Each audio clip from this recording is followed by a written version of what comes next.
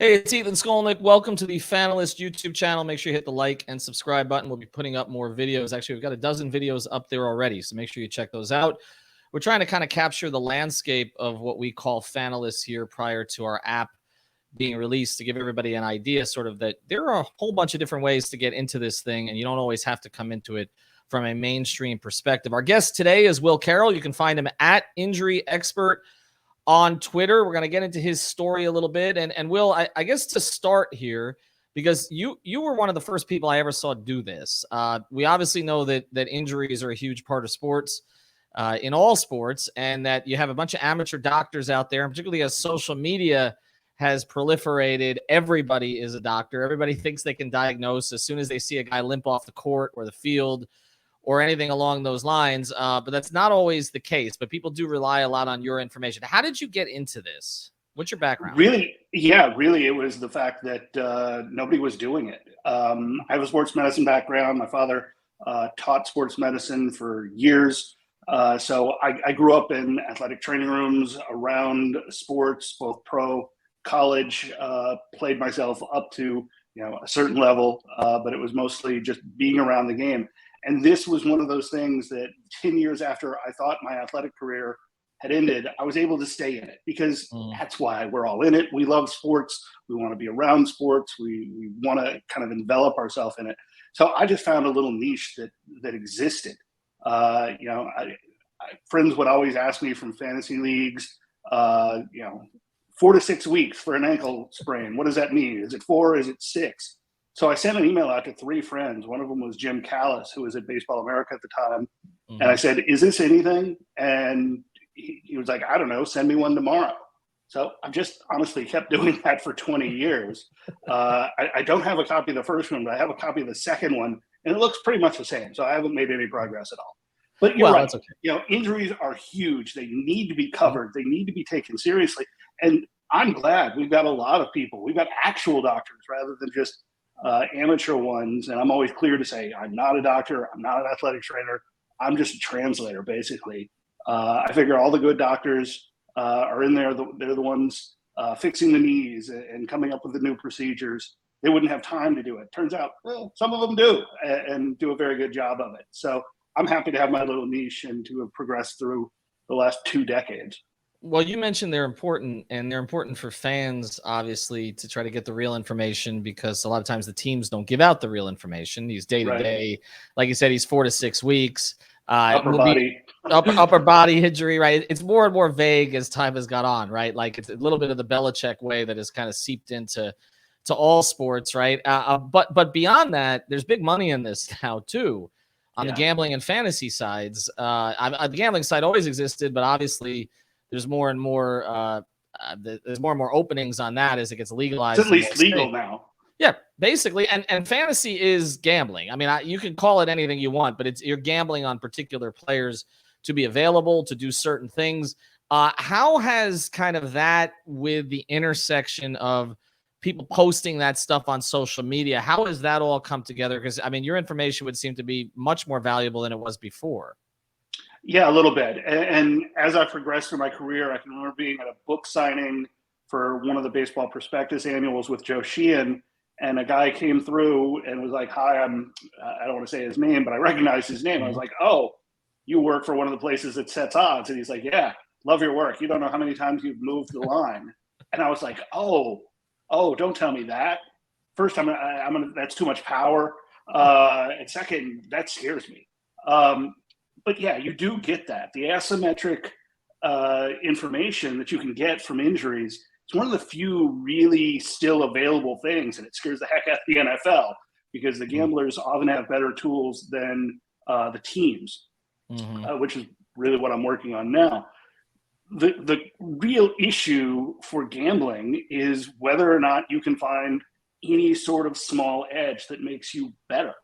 And this is one of the ways you can do it. If you understand the information, even if it's the same information, if you can understand and synthesize that information into other things, then you're going to have an advantage. And it really is one of the few places. I think, we can all disagree on methodologies and interpretations, but pretty much everything is really, really close now.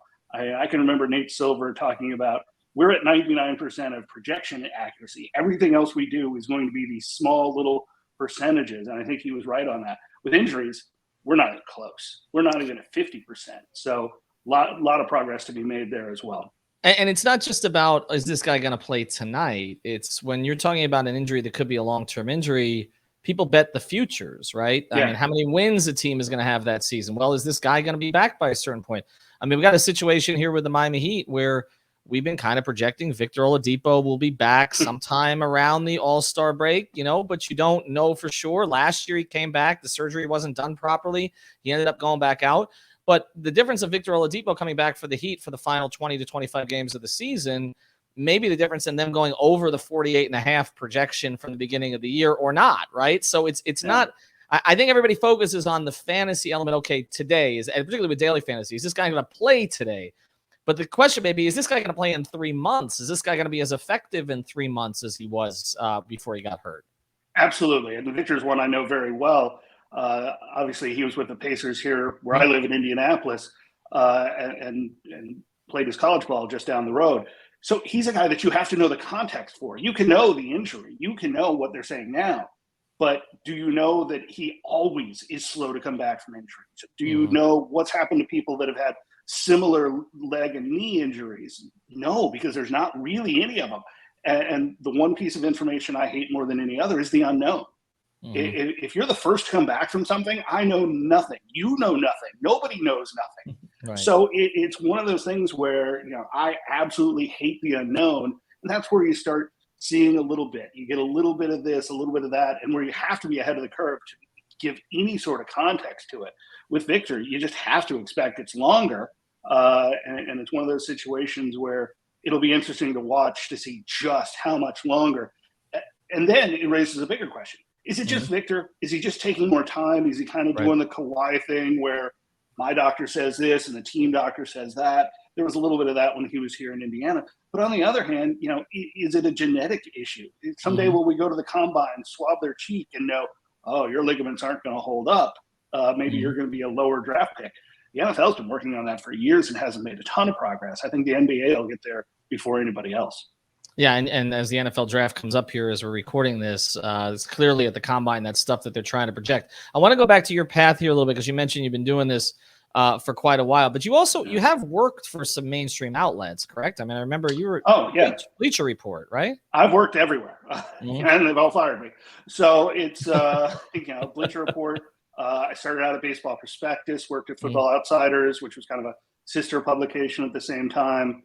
Worked at ESPN, where I was on the first fantasy TV show. I was at Sports Illustrated back when that was a thing. And I was at Bleacher Report. I worked at FanDuel when it was starting up. And now I've moved more into the analytics side, the team-based side, with wearables and other products, and trying to prevent the injuries I write about.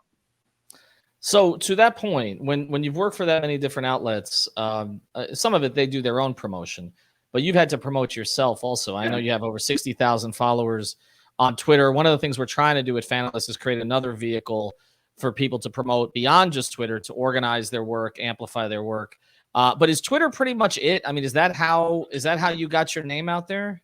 No. Twitter didn't exist when I started. That's true. Yeah, mine was basically a grassroots thing. One of the first things I did was made myself available to radio. I can talk on virtually any subject. There's always going to be injuries, but I actually became a fill-in guest. Bob Valvano had the overnight ESPN show, and when somebody would cancel, they would call me, and I was the one willing to stay up until 1 a.m. to talk about college basketball with Bob, and it was great. And so a lot of people around the country, they're in Miami. I've done Andy Slater's show and then Big O's show, and done a lot of those. So it's one of those situations where you have to make yourself available. You have to find out, how do you get into the markets you want to be in? Obviously, if Topeka, Kansas calls, it's not as big as doing radio in New York or LA. Right. But hey, a subscription is a subscription.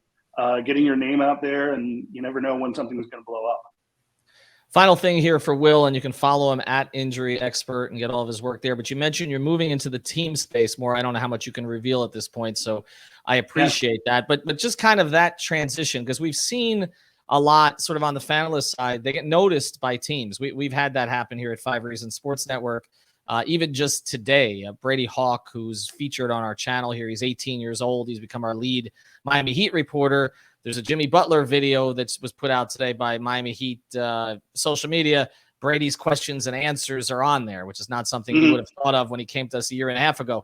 But you're moving more into the team space, obviously, from more of an employment standpoint. What is the transition like for that? Like, in other words, when you're kind of moving out of creating content for yourself to maybe create, or one of these employers, like you mentioned, to creating it in a team space? Yeah, with teams, it's interesting. I've been consulting with teams since 2004, and it's always kind of an adjunct relationship where they want something from you. You obviously want the access from them. You want more information you can only get from the inside, things like that. What I've moved to now is a company called North Star. What we're trying to do is create an operating system for athletes where we figure out, we've got all this data from all these different sources. Can we put it together and help these athletes both perform better and stay on the field? It wasn't Bill Parcells that said the best availability or the best ability is availability, but we'll continue to give him credit for it because it sticks. But that's what we're trying to do, is come up with an operating system to make athletes better, whether that's Victor Oladipo trying to come back or whether that's a younger athlete trying to come all the way up. He did say you can't make the team from the tub, though. I know that's his, actually. And so I will credit Parcells for that one. Parcells is one of those people like Einstein that gets a lot of credit for things he didn't actually say. Well, or didn't actually do. We did have him here in South Florida for 4 years, and that didn't go particularly well. He spent most of the time on the course and at the track, but it is what it is. No one's fixed the Dolphins for 25 years, so it wasn't just him that failed. Will, you can follow him at Injury Expert and continue to follow his work here. I think the project you're working on, Fanalyst, may be of some value to you guys too, but we'll talk about that in the future. And we really appreciate his time and talking about how you kind of get into this from a different perspective. Thanks a lot for the time, Ethan.